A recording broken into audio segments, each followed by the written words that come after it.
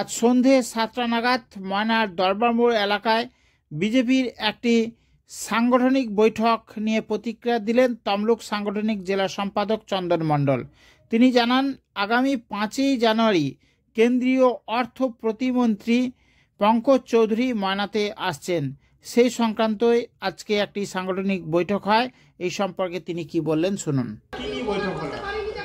আজকে ময়না বিধানসভার বৈঠক হয়েছিল ভারতীয় জনতা পার্টির সাংগঠনিক বৈঠক।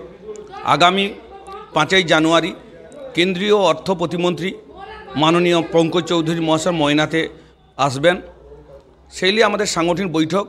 উনি বিভিন্ন কেন্দ্রীয় সরকারের যে যাবতীয় প্রকল্প আছে, যারা পেয়েছেন প্রকল্পগুলো লাভার্থী, তাদের নিয়ে বৈঠক করবেন। ময়নার যে সমস্ত শিল্প, যে ময়না যে মাছ চাষ বা এই যে কুটির শিল্প এখানে কিভাবে ডেভেলপ করে সেই বিষয়ে উনি বৈঠক নেবেন। এবং 2024 সালে যে লোকসভা নির্বাচন, সেই নির্বাচনে ভারতীয় জনতা পার্টি ময়না থেকে যাতে ভালো রেজাল্ট করতে পারে এবং ভালোভাবে যাতে আমরা লিড দিতে পারি, সেইভাবে সাংগঠনিক বৈঠকের জন্য উনি আসবেন। চন্দন মণ্ডল, তমলুক সাংগঠনিক জেলা কমিটির সম্পাদক, ভারতীয় জনতা পার্টি।